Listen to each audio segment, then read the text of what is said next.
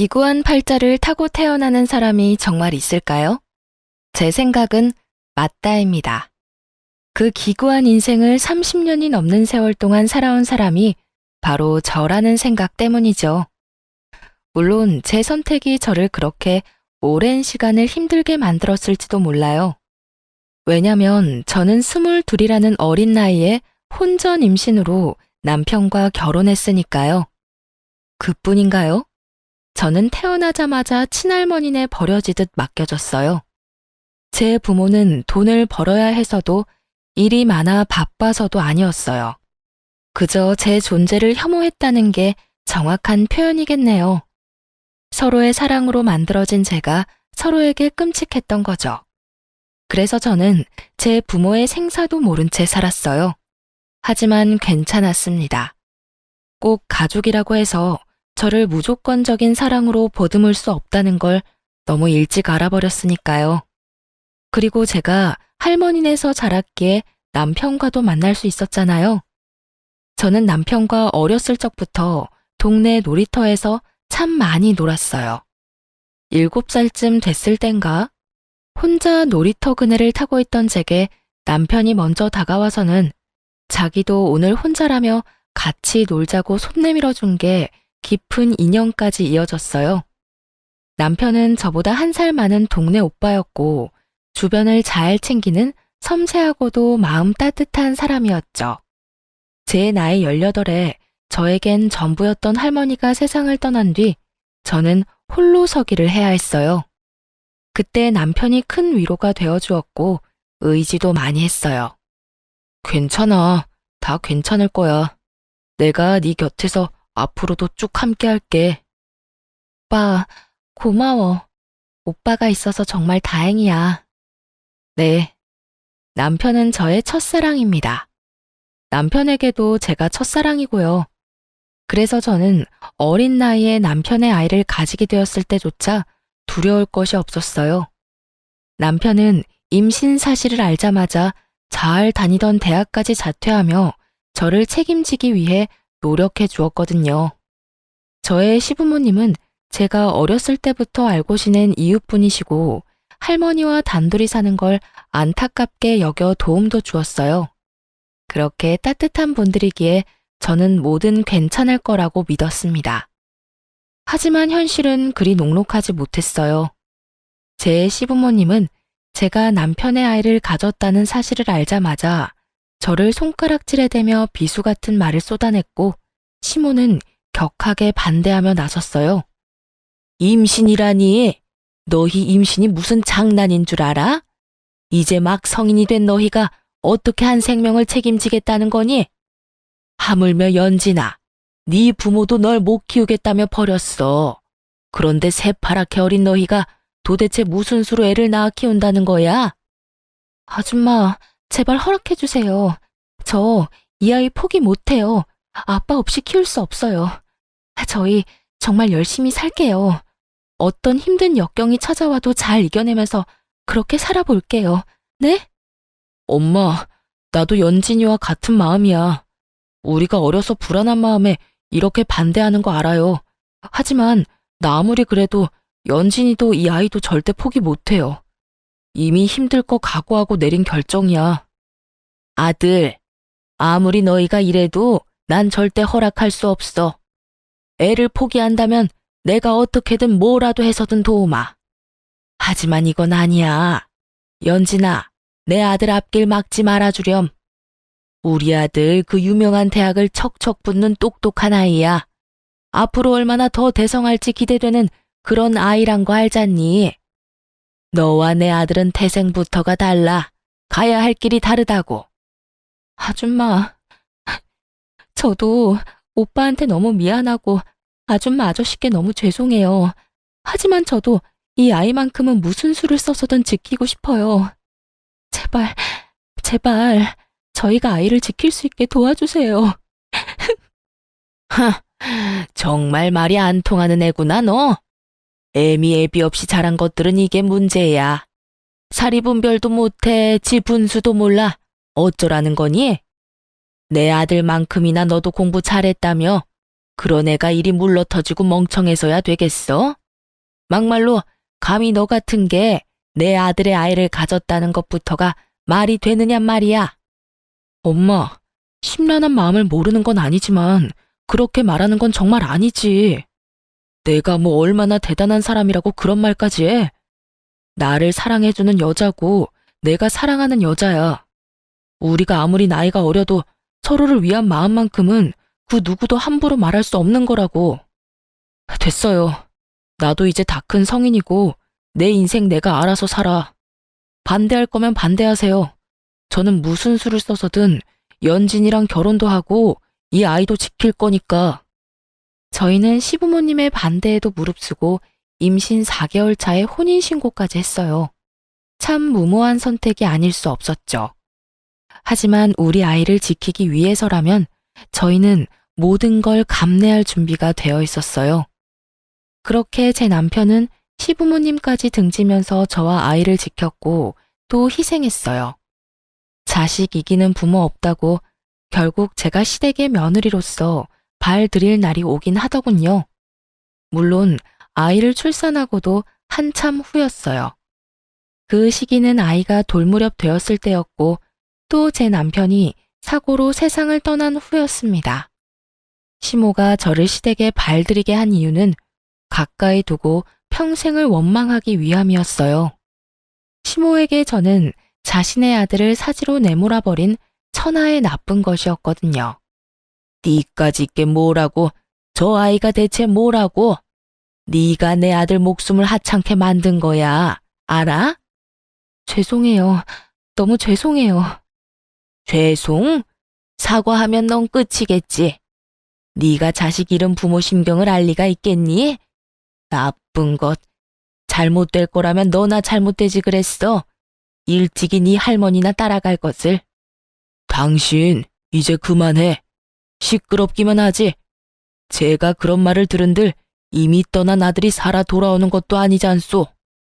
연진이 넌 꼴도 보기 싫으니 내 눈앞에 띄지 마라. 시모는 돌아가신 할머니를 운운하며 끝도 없이 저에 대한 미움을 쏟아냈어요. 그리고 그 미움의 크기만큼 시집살이 또한 어마어마했습니다. 시부는 저를 보고 싶어 하지도 않았고요.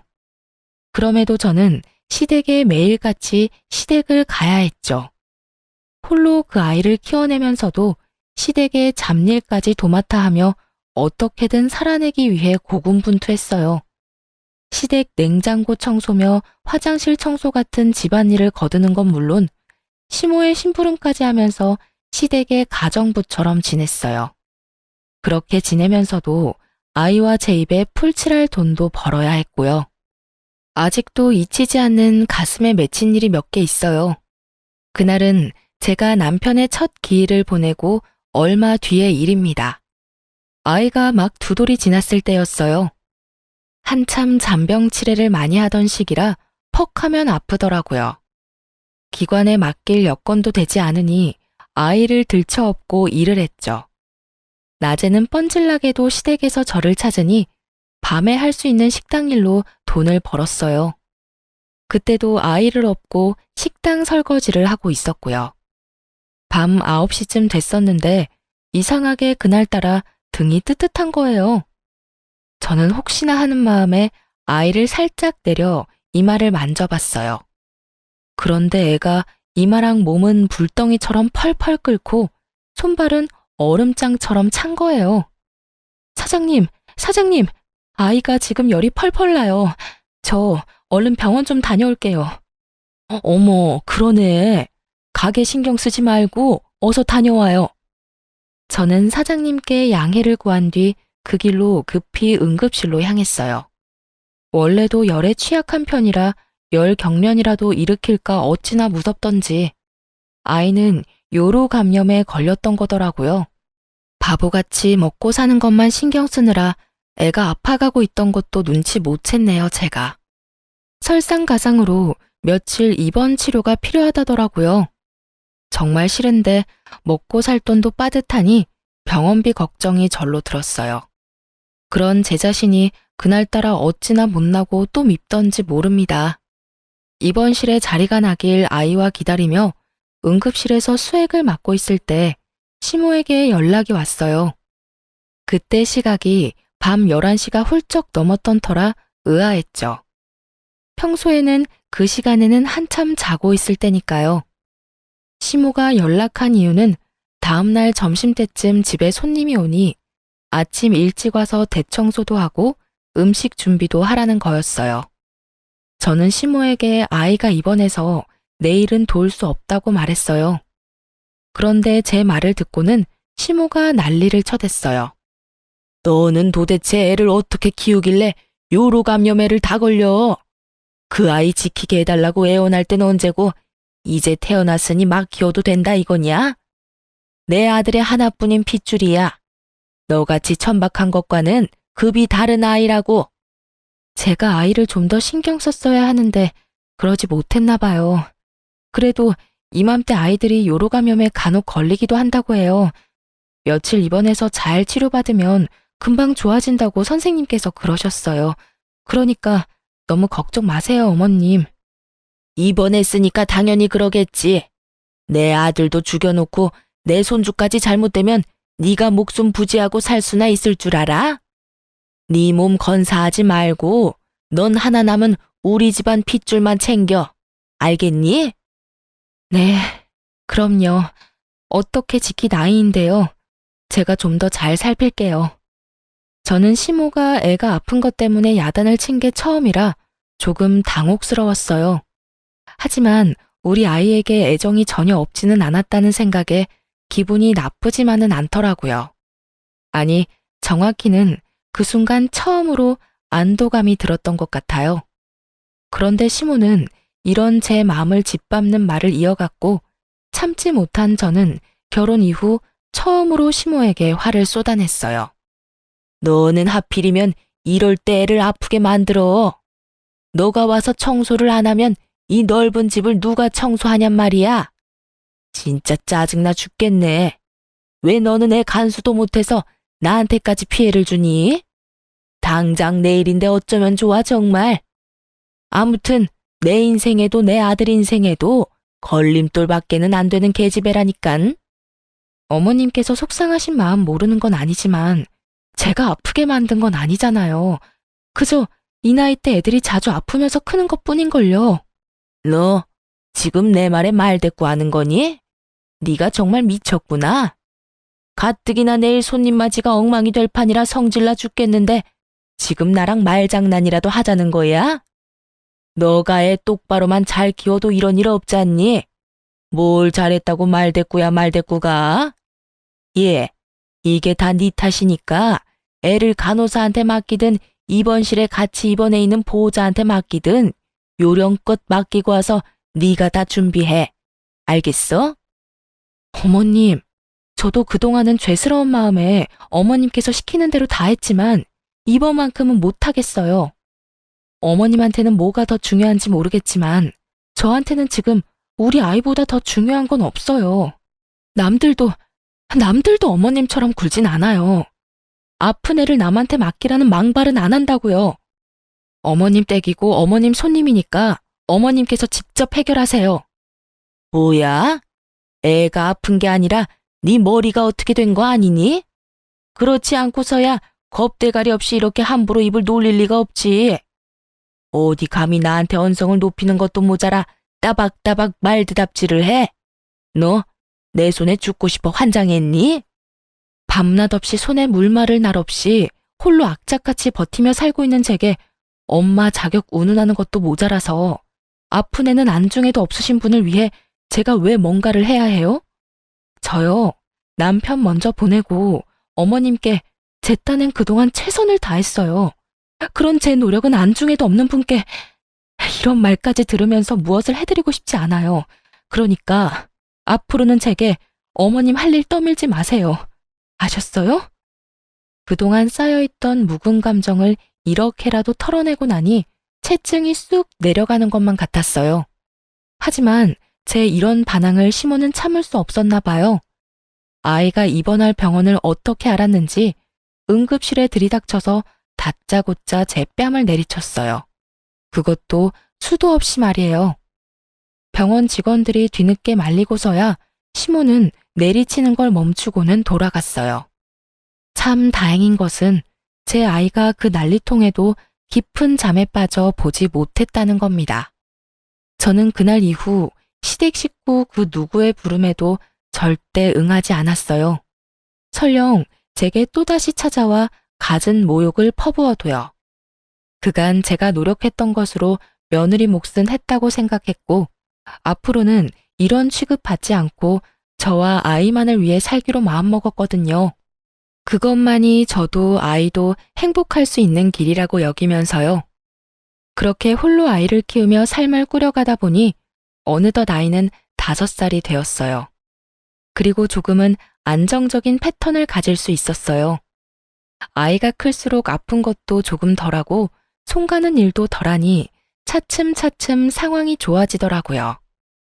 평일이면 여전히 캄캄한 저녁이 되어서야 어린이집에서 하원할 수 있었지만 주말만큼은 저도 아이도 온종일 함께 시간을 보낼 수 있었어요.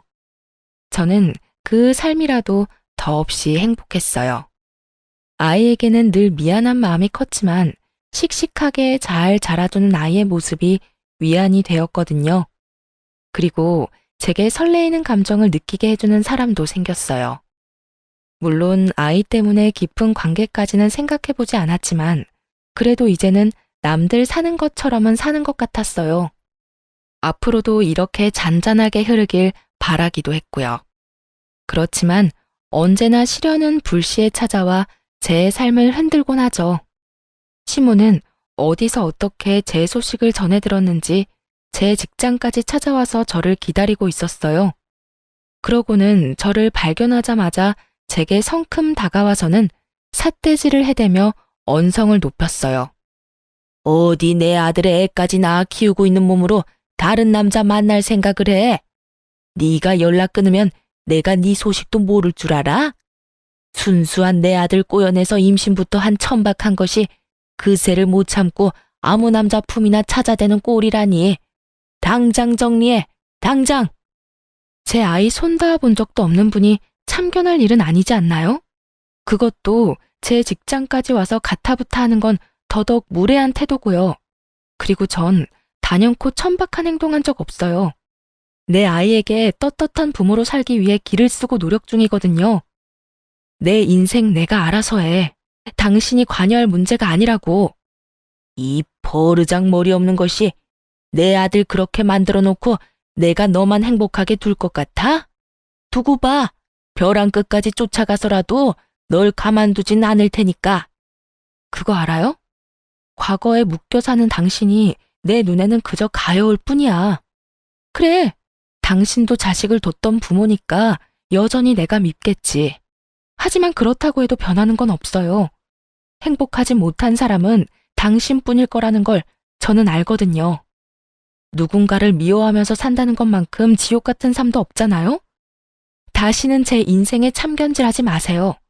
저 역시 참고 넘기는 것도 이번이 마지막이니까요. 하지만 제 말이 시모에게 불을 지폈어요. 제가 마음을 나누기 시작한 그 남자까지 찾아냈더라고요. 그러고는 그 남자에게 얼마나 제 험담을 했는지 몰라요. 그 남자는 저를 믿었기에 흔들리지 않았지만 그 사람의 말을 빌려 시모가 했던 말을 설명해보자면 저더러 걸레짝이 따로 없는 난잡한 여자라고 했다고 해요. 심지어는 아이의 아빠가 견디지 못하고 도망을 갔다는 허무맹랑한 말까지 지어내면서 저를 모욕했고요. 그렇게 꼬박 한 달을 저와 좋은 감정을 나누던 그 남자를 찾아가 저와 헤어지라며 복가됐더라고요. 저는 결국 그 남자에게 피해를 주고 싶지 않아 먼저 관계를 정리했어요. 그 남자는 괜찮다고 했지만 저는 괜찮을 수 없었으니까요. 그렇게 헤어지고 나니 시모는 나를 또 찾아왔어요. 그러면서 하는 말이 참 유치하기 짝이 없었죠. 이제야 자기가 두 발 뻗고 편히 잠들 수 있겠다는 거예요. 제가 느끼는 행복이 조금 더 멀어졌다는 게 그 이유였고요. 그래도 남자와의 관계가 정리되었으니 다시는 같은 이유로 시모를 마주할 일이 없겠구나 싶은 생각 때문인지 마음이 불편하기만 한 건 아니었어요. 하지만 제 생각과는 달리 그 후에도 저는 시모를 마주해야 했어요. 제가 또 다른 남자한테 꼬리칠지 모른다며 저를 감시하기 시작했거든요. 그런데 문제는 제 일거수일투족을 전부 확인하려 들었다는 겁니다. 대놓고 제 생활에 참견질을 해댔어요. 초반에는 저러다 말겠지 생각하고 무시했지만 시간이 흐를수록 도를 넘어서는 심호로 인해 저는 직장까지 옮겨야 할 정도로 시달려야 했어요. 심호와 직장이 무슨 연관이 있다고 직장을 옮기나 싶으신가요? 제 직장에 매일 찾아와 죽치고 앉아있는 통에 심호의 존재를 모르는 사람이 없었어요. 그뿐인가요? 점심 식사할 때도 제 주변에 남자 동료가 있는 모습만 봐도 불이 나게 달려와서는 못나게도 굴었다고요. 얘가 어떤 애인 줄 알고 같이 다니고 그래요? 얘가 사람 잡아먹는 팔자야. 오래도록 목숨 부지하고 싶으면 절대 근처도 가지 말아야 한다고. 아주머니는 누구신데 그런 말씀을 하세요? 혹시 연진 씨 아는 분이야? 내가 저 요망한 것이 죽인 남자 엄마 되는 사람이요. 그러니까 내 말 허투루 듣지 말고 명심해요. 심호의 이런 언행은 꽤 오랫동안 지속되었고 그러다 보니 점점 저에 관한 나쁜 소문이 퍼져갔죠. 나중에는 어처구니 없게도 제가 돈 때문에 남편을 해코지했었단 추문까지도 돌았다니까요. 이런데 제가 어떻게 직장 생활을 이어갈 수 있었겠어요. 결국 저는 퇴사를 하고 며칠 동안 깊은 고민에 빠졌어요. 어떻게 해야 이 일을 다시는 당하지 않을까 하는 고민이요. 그러다 내린 결론은 그간 고생하며 한 푼 두 푼 모아놓은 돈이 있으니 조금 더 모험적으로 돈을 벌어보자는 생각이 들었고 저는 인생의 처음으로 영업을 해보기로 했어요. 동분서주하며 해야 하는 일이니까 시모가 저를 매번 따라다닐 수는 없을 테니까요. 그리고 아이가 커가면서 드는 비용도 점점 늘어나니 이번 일을 기회 삼아 더 적극적으로 살아보자 싶기도 했고요. 또 아이의 교육적인 부분도 앞으로는 더욱 신경 써야 할 부분이라고 여겼기 때문에 금전적으로나 시간적으로 뭐든 여유가 있길 바랬어요. 그래서 저는 교육 분야의 직종을 골라 제 성실함, 절실함만 믿고 도끼를 품고 일에 전념했습니다. 그 덕인지 저와 잘 맞았던 건지 저는 이전의 벌이와는 비교도 되지 않을 만큼 벌이가 좋아졌어요. 물론 시모도 이직 후 접점이 많이 사라졌고요. 하지만 그중 가장 좋았던 건 월세를 살며 전전하던 저와 아이는 영업직을 선택해 일한 지 딱 1년 만에 제 첫 집을 마련했다는 거예요. 그런데 제 소식을 어떻게 알았는지 한동안 옷깃 한 번 스친 적 없던 시모가 또다시 저를 찾았어요. 하지만 이번만큼은 특이한 부분이 있었어요. 바로 평소 저를 무시하고 또 경멸하던 말투가 아닌 세상 고분고분하고 나긋한 말투를 쓰며 저를 다 이해한다는 듯 말하더라고요. 잘 지냈니? 얼마 전에 우리 아들이 꿈에 나온 게 아니겠니? 그런데 이상하게 너희 생각이 나잖니? 그래서 얼굴이나 보자 싶어 와봤다. 저희가 이사한 곳은 어떻게 하셨어요? 그렇게 직장까지 옮기게 만들어 놓고 아들이 꿈에 나와서 제 뒤라도 캐셨어요? 어머, 왜 이리 날이 서 있어? 내가 널 어떻게 하려고 찾아온 건 아니야. 직장까지 옮기게 했던 건 유감이다. 그래도 당시에는 네가 마음고생을 좀 했어도 어쨌든 결과가 좋으니 그게 다 내 덕이잖니. 그게 어떻게 어머님 덕이에요. 제가 이 악물고 뛰며 버틴 덕이죠. 찾아오신 용건이 뭔가요? 이런 시시콜콜한 이야기나 하자고 찾아오신 거 아니잖아요. 이런 시시콜콜한 이야기 하려고 온 거야. 그런데 우리 손주를 못 봐서 어쩐다니? 이번 주에 애 보고 싶으니까 데리고 한번 집으로 와라. 내 손수 차려 우리 손주 챙겨 먹이고 싶으니 말이야. 내키지 않아도 와. 네가 싫다고 천룡까지 네가 어찌하려 들지 말고. 너도 와서 같이 식사나 하자꾸나. 저 어머님께 연락하거나 찾아뵙는 거 불편해요. 저희가 가볍게 같이 식사나 할 정도로 서로를 이해하며 살지는 않았으니까요. 예, 나도 알아. 온다고 연락하기 불편하면 너 편할 때 언제든 오렴. 이번 주는 내내 식사 준비를 해놓을 테니. 시모가 찾아와 이 말을 했을 땐 이 양반이 또 무슨 꿍꿍이가 있어서 이러나 하는 생각이 강했어요. 앞으로는 다시는 이런 연락을 하지 말고 찾아오지도 말라 당부하기 위해 이번이 마지막이라 생각하며 다음날 일찍 시댁에 들렀어요. 그런데 제가 이 관계를 끝내기 위한 말을 꺼내기도 전에 시모가 황당한 소리를 짓거리더군요. 잘 왔다. 그런데 우리 손주는 어디 가고 너만 왔니? 제가 어머님께 드릴 말씀이 있어서 데리고 오지 않았어요. 그러니? 아쉽네. 네가 할 말이 뭔지는 대충 짐작이 가니 내가 먼저 말하마. 너 돈 좀 만지는 거 내가 다 안다. 그래서 말인데 평생 내 꿈이던 제주살이 네가 좀 시켜줘야겠다.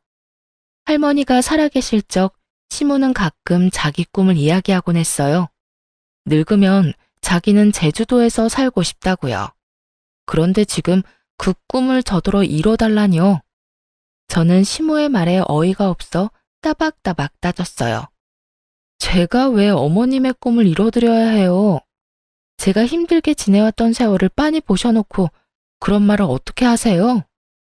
아들이 없으니 하나뿐인 며느리한테 효도 좀 하라는 거잖니. 처음이자 마지막으로 효도한다 생각하면 될 일 아니니? 그동안 아이의 조부모로서 사소한 것 하나 노력한 적 없으시잖아요. 그런데 효도를 운운하실 자격이 있다고 생각하세요? 그런 걸 일일이 따질 관계는 아니지 않니? 그리고 어차피 돈을 죽을 때 싸갈 것도 아니고 너 제주에 이번에 대출받아서 땅 샀다며? 우리가 노후로 거기서 좀 생활한다는 건데 뭐가 문제라고 이래? 그만 좀 하세요. 언제까지 이런 관계로 살아야 하는 건데요? 제 것에 탐내지 마시고 어머님 삶을 좀 사세요. 저요, 어머님 사리사욕이나 챙기자고 열심히 사는 거 아니에요. 저도 이 세상에 단 둘뿐인 우리 모자만 생각하며 버티는 거라고요. 우리가 이렇게 자꾸 부딪히는 꼴을 하늘에 있는 아들이 보면 얼마나 속상하겠어. 네 제주 땅 우리한테 넘기고 거기서 지내면서 거리를 두면 너도 더 좋을 거고 우리도 우리대로 좋을 것 아니니.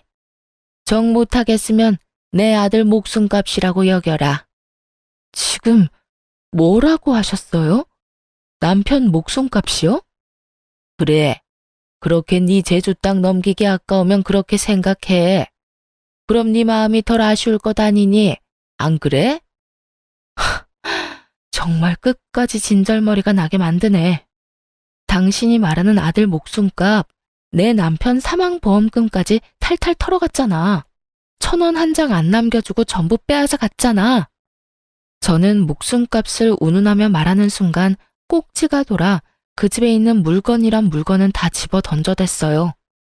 그 모습에 잔뜩 겁먹은 시모는 제가 찾아와 난장을 부린다며 시부에게 연락했어요. 뒤늦게 연락받고 달려온 시부는 다짜고짜 제 얼굴에 손을 댔습니다. 아무리 나이 드신 분이라도 남자의 힘을 당해낼 재간 없이 몸의 균형까지 잃고 넘어졌어요. 어찌나 서럽고 아프던지 눈물이 속절없이 흘렀어요. 시부는 그런 저를 향해 정신 나간 미친 사람 취급을 했죠. 세상을 떠났어야 할 사람은 내 아들이 아닌 너였어야 했는데 이렇게 끝까지 우리와 악연일 거면 네가 처음부터 우리 집에 발도 못 들이게 했어야 했다고. 그러게요. 아버님 말씀대로 제가 이곳에 발도 들이지 말았어야 했는데 너무 어려 그러질 못했던 게 한이네요. 어디서 너 같은 것이 굴러 들어와서 이 집안을 풍비박산을 내야 멈출 요량이냐? 그 전까진 그냥 얽히지 말자고만 생각했어요. 그런데 지금부터는 아니네요.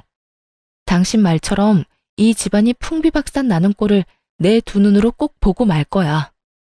상황에 이렇게까지 극에 치닫자 저도 정말 악에 바치는 거예요. 그래서 결심했어요. 제가 이 집 인간들에게 당했던 것들을 고스란히 되갚아주겠다고 말이에요. 그리고 다음 날부터 저는 예전에 시모가 제 뒤를 열심히도 캔 것처럼 똑같이 시모의 뒤를 캐기 시작했어요. 못된 사람이니 뒤 구린 일 하나쯤은 할 거라고 생각했는데 아니나 다를까 얼마 뒤 충격적인 정보를 얻게 되었습니다. 시모가 유흥업소를 들락이고 있다는 사실이었어요. 시부 앞에서는 예나 지금이나 고고하고 여리한 척을 해대더니 뒤에서는 이렇게 지저분하게 호박씨를 까고 있던 거였어요. 저는 이 사실을 알고는 더욱 집요하게 팠어요. 그러면서 알게 된 건 시모가 그 유흥업소를 손님이 아닌 사장으로 들락거리고 있었다는 거예요. 저는 이것을 증명할 모든 증거를 모았어요. 그렇게 시모의 뒤를 캔 지 딱 한 달이 되던 날, 유흥업소에서 나오던 시모와 제가 딱 마주하게 되었고, 나를 바로 알아본 시모는 사색이 되었어요. 네가 여긴 어떻게? 어떻게 오긴요. 제 두 발로 걸어왔죠. 그렇게 저더러 요망하다더니 어떻게 이런 요망한 짓을 벌이고 계셨던 거죠? 아버님은 알고 계시려나? 워낙 고지식한 분이시잖아요. 예, 제발 모른 척 해주면 안 되겠니? 네 말대로 네 시아버지는 몰라. 알면 정말 큰일 난다고. 어머님께서는 정말 남다른 분이라고 생각했는데 이리 배포가 크신 분인 줄은 미처 몰랐네요. 좀 더 일찍 알았다면 제가 긴 세월 그 고생은 안 했을까요? 미안하다. 내가 다 미안해. 그러니 제발 네 시아버지한테만은 비밀로 해주렴. 앞으로는 내가 더는 내게 못나게 굴지 않으마. 약속해. 그러니 너도 말하지 않겠다 약속만 해주렴. 시부를 거론하자마자 시모는 사시나무 떨듯 떨기 시작했어요. 그렇게 모진 시모도 시부는 무서운가 보더라고요. 그리고 곧 시모와 저의 위치는 역전되었습니다. 긴 세월 을로 지냈던 제가 제대로 갑이 된 거예요. 시모가 저를 대하는 태도가 그걸 증명하듯 제게 매달렸고요. 저는 그런 시모에게 제게 제주 땅이 있다는 걸 어떻게 알았냐 물었어요. 그러자 시모가 우물쭈물하다 어쩔 수 없다는 듯 체념한 표정으로 털어놓았어요. 네 정보 아는 것쯤이야 별일도 아니더구나. 돈만 있으면 요즘은 원하는 걸 다 얻을 수 있는 시대지 않니? 알고는 있었지만 이렇게 직접 들으니 썩 유쾌하지는 않네요. 뭐 괜찮아요.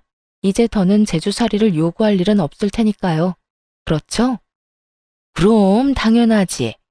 네가 내 비밀만 지켜준다면 평생 입 다물고 살래도 내가 살 거야. 그렇고 말고. 그럼 그 비밀을 지켜주는 조건으로 저희 집 집안일을 좀 책임져 주셨으면 해요. 아시다시피 제가 영업에 육아에 눈코 뜰 새 없이 바쁘잖아요. 싫다고 하시면 곧장 아버님께 가고요. 누가 싫다고 하니? 좋아. 나는 너무 좋구나. 처음으로 손주 할머니 노릇에 며느리 챙기는 시어머니 노릇하는 건데 싫을 리가 없잖니? 내일부터 당장 하마. 이 비밀로 인해 시모는 시부에게 말하지 않는다는 조건으로 제가 시댁에서 잡일을 도맡아 했던 것처럼 시모도 우리 집에서 집안일을 거들었어요. 거기다 시모는 언제 어디고 제가 부르면 제깍제깍 달려오는 성의까지 보였어요. 제가 아이 픽업 시간에 일이 겹쳤을 때마저 시모는 자기가 먼저 걱정 말고 편히 일하라며 나서기까지 하더라고요. 참 양육강식이라는 게 이런 말이었구나 새삼 느꼈네요.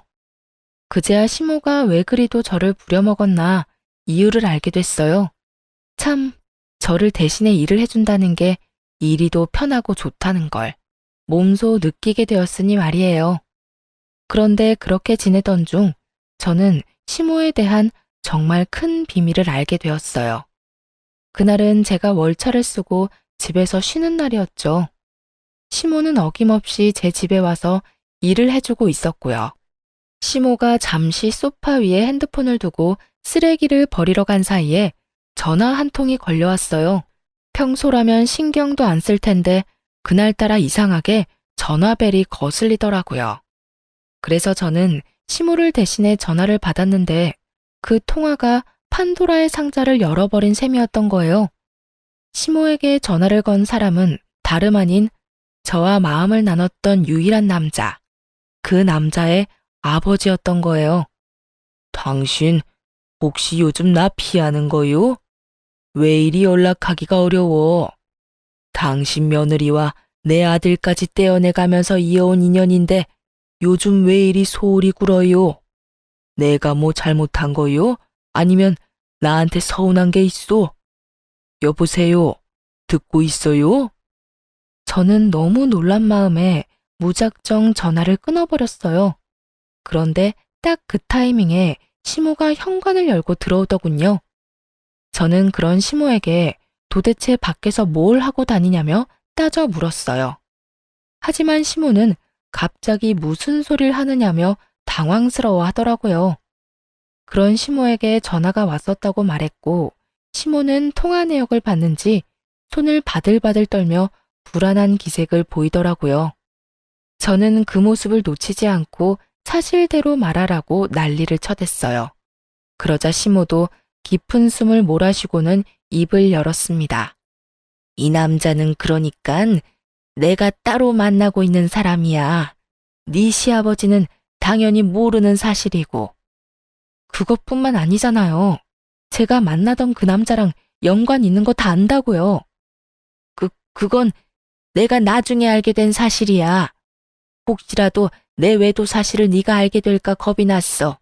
그래서 나도 어쩔 수가 없었다는 말이야.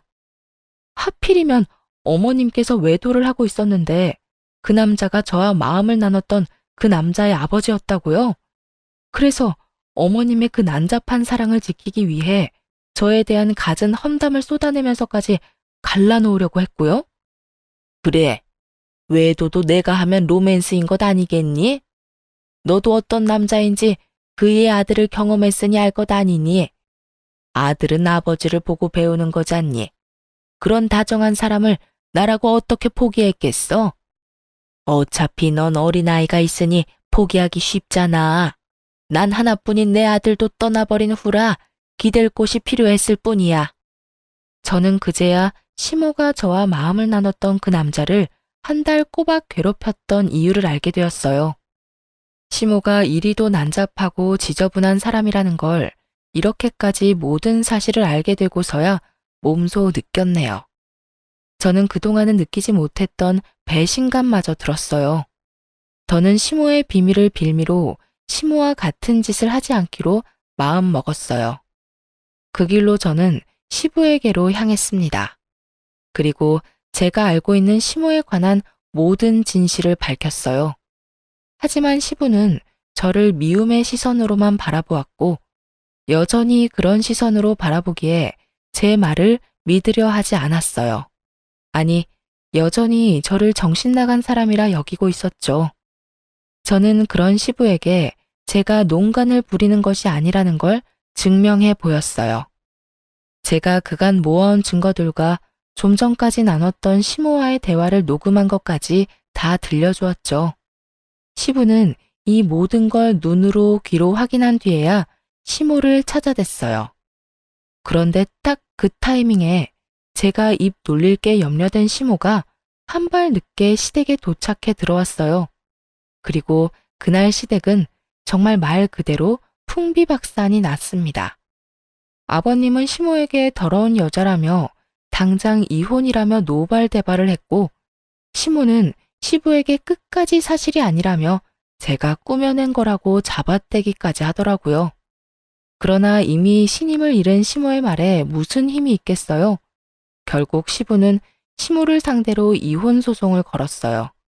시모는 며칠을 제게 찾아와서는 말도 안 되는 부탁을 자꾸 했어요. 제발 네 시아버지한테 가서 네가 거짓으로 만들어낸 거라고 한 번만 말해주렴. 응? 어머님, 사실을 거짓이라 말하는 것도 죄예요. 저는 어머님과 같은 죄를 지으면서까지 어머님 편에 서고 싶지 않아요. 내가 꼭 걸리면 안 되는 일이 있어서 그래. 그걸 알면 정말 끝이라고.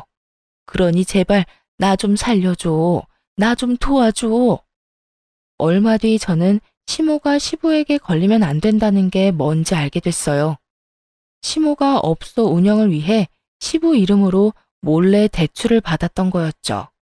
그리고 시모의 우려처럼 시부에게 이 사실을 걸리고 말았어요. 시모는 재산 분할은 당연하고 대출 빚의 위자료까지 어마어마한 돈을 시부에게 줘야 했어요. 이런 일을 겪은 시모지만 교훈은커녕 저를 향한 원망만 커졌어요. 자기가 이혼당한 이유가 다 저 때문이라는 탓을 했거든요. 아이를 제게서 빼앗을 거라며 갖은 쇼를 벌인 것은 물론 나중에는 저를 찾아와 제 뺨을 내려치기까지 했어요. 하지만 저라고 언제까지 그런 인간 같지도 않은 사람한테 당하고 맞고만 있겠어요? 저도 똑같이 시모의 얼굴을 갈기며 소리쳤어요. 가족이라면서 뒤에선 구린짓까지 서슴지 않았으면서 정작 그 가정이 깨지니까 속이 뒤집혀요? 당신이 이혼을 당한 이유는 당신의 욕심 때문이야. 나한테 와서 백날 이따의 짓을 해도 그건 변함이 없다고. 뭐야? 대파랗게 어린 것이 어디서 날 가르치려 들어?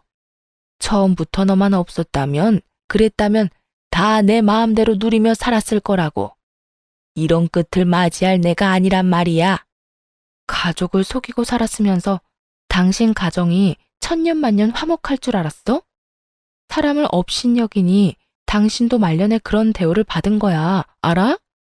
다시는 내 앞에 그리고 내 아이 앞에는 띄지도 마요.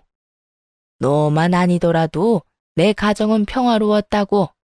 네가 내 아들도 내 남편도 나한테서 뺏어가지만 않으면 제주도에 가서 평생 행복하게 살 수 있었단 말이야. 당신에게 행복한 결말이 있을 리가 없잖아. 아무리 하늘을 가리려고 한들 가려지는 건 아니니까. 시모는 분노를 참지 못하고 제 머리채를 잡아 흔들어댔어요. 저 역시 질세라 시모의 머리채를 잡고 놓아주지 않았죠. 손에 머리카락이 한 움큼이나 뽑힐 때까지 말이에요. 하지만 시모는 제게 더는 아쉬운 소리 따위 안 한다며 남편에게 이혼당해도 자기는 내연남이 있으니 상관없다며 당당하게 돌아가더군요. 그런데 얼마 못 가 저를 또 찾아왔죠.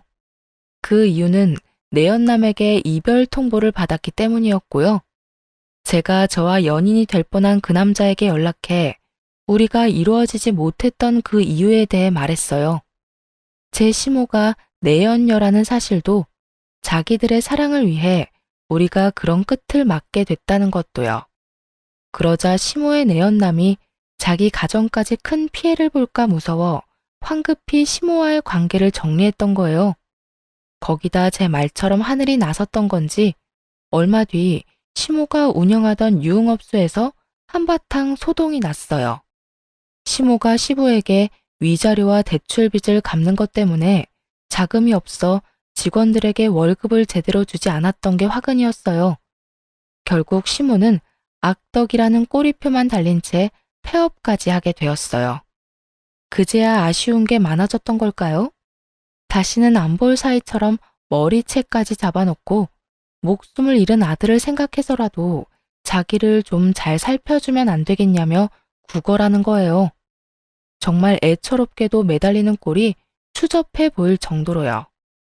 내 남편도 엄마인 당신을 돕는 걸 원하지 않을 거야. 스스로 깨우치고 이겨내고 속죄하면서 그렇게 벽에 부딪힌 채로 살아봐. 내 아들은 그리 매정한 아이가 아니야. 분명 네가 나를 거두길 바랄 거라고. 제발 나를 좀 도와주렴. 나도 내 앞가림은 하마. 아주 잠깐이라도 좋아. 네가 사놓은 제주 땅에서 지낼 수만 있게 해주렴. 내가 월세는 다달이 내마. 공짜로 지내겠다는 것도 아니잖니. 네 눈앞에도 보이지 않을 거야. 평생 거기서 살다 거기서 생을 마치마. 당신이 뭔데 내 땅에서 지낼 생각을 해. 그것부터가 당신은 그런 거야. 결국 내 덕을 보며 당신이 원하는 꿈을 이뤄보겠다는 속내잖아. 나도 제발 부탁이니 당신은 당신 알아서 살아. 내가 실언했어. 제주 땅이 아니라 네 집에 있는 방 한 켠만이라도 좋으니 내치지 말아주렴. 집안일은 다 내가 하마? 원 없이 부려먹어도 좋아. 잠만 잘 수 있게 해주렴. 제발. 당신한테 내줄 방 따위 없어. 한 번만 더 찾아오면 신고할 줄 알아? 제발, 이제 우리 악연은 오늘이 마지막이길 바래. 시모는 자기 목구멍이 포도청이니 제가 오지 말라고 신고하겠다 말해도 끈질기게도 매달리며 하루가 멀다 하고 찾아왔어요. 거기다 제가 그렇게도 매정하게 했으니 못된 그 성정이 가만히 받아들일 리 없었죠. 또다시 못된 행동을 일삼아댔어요. 제가 망하는 꼴을 보고 말겠다며 제 직장에 아이가 다니는 기관까지 찾아가서는 제 전 직장에서 했던 짓을 또 해댔죠. 말도 안 되는 말들로 저뿐만 아니라 아이에게까지 피해를 입혔고 친구들이 수군대는 걸 견디지 못해 아이가 불안증까지 생기고 말았어요. 아이에게까지 해를 준 건 절대 용납할 수 없었기에 저는 시모를 상대로 고소했어요. 이걸 그냥 두면 앞으로 또 이러지 않으리란 법도 없잖아요. 시모는 법적 조치를 취하고서야 겁을 먹더라고요. 네 눈앞에서 완전히 사라질게. 그러니 제발 선처해 주렴. 내가 돈도 없고 집도 없는 와중에 처벌까지 받을 수는 없잖니. 내가 그동안 너를 우습게 여겼어. 사실이다. 하지만 이번만큼은 진심이야. 선처만 해주면 죽은 듯 살겠다. 약속하마. 내 아이에게까지 해를 입혀놓고 뭐? 선처? 마음 같아선 골방에 가두고 평생 못 나오게 하고 싶은 심정이야. 당신이 그간 내게 했던 만행들까지 어디 한번 제대로 죗값 치러봐. 시모는 자기 코가 석자라는 걸 느꼈는지 나중에는 제 아이에게까지 무릎 꿇고는 할머니가 잘못했다며 용서해달라고 빌었어요. 하지만 그런다고 잘못이 사라지나요? 저는 끝까지 봐줄 생각은 없었어요. 저는 모진 일을 당해도 제 아이만큼은 그러지 않길 바랬는데 이런 제 바람을 짓밟은 시모가 제발 감옥에서 썩길 바랄 뿐이었으니까요. 저는 끝까지 선처해주지 않았고 결국 시모는 몇 년치의 죗값을 그제야 제대로 처벌받게 되었습니다. 참 숨 쉴 틈 없는 모진 날의 연속이었어요. 지금 생각해보면 어떻게 그 모든 날을 버티며 이만큼 살아왔을까 신기하기도 해요. 아이와 함께 남편을 따라 이 세상을 등지면 어떨까 하는 생각이 들 정도로 힘든 날이 많았으니까요. 하지만 시댁과의 악연에 종지부를 찍은 후 2년이라는 시간이 더 흘렀네요. 저만큼이나 힘들었을 제 아이가 잘 버텨준 것이 너무도 감사하고 여전히 씩씩하고 단단하게 자라주고 있는 것이 대견하다고 느껴져요. 아이는 크면서 얼굴이 12번도 더 바뀐다는 말처럼 어렸을 땐 그리도 저를 쏙 닮았던 아이가 지금은 남편의 얼굴이 참 많이 닮아 있어요. 어쩌면 제가 힘든 그동안은 남편의 얼굴을 닮은 아이를 보며 힘들어할지 모를 저를 하늘이 배려해 준 것은 아니었을까 하는 생각까지 들어요. 제 아이는 남편을 닮아 똑똑하고 저를 닮아 억척스러운데 그래서 참 다행이지 않나 싶어요. 우리 아이도 저도 힘든 시기를 지나 지금은 충분한 행복을 누리고 살고 있거든요. 앞으로는 더욱 잘 이겨낼 수 있으리란 희망도 생겼네요. 아이는 저를 자신의 우주라고 표현해요. 저 역시 아이가 제 전부이며 저의 우주입니다. 우리는 앞으로도 서로에게 등대가 되어주고 또 우주가 되어주며 살아갈 거예요. 언제까지나 아이와 제가 단단히 살아갈 수 있도록 시청자분들의 많은 응원 부탁드립니다. 감사합니다.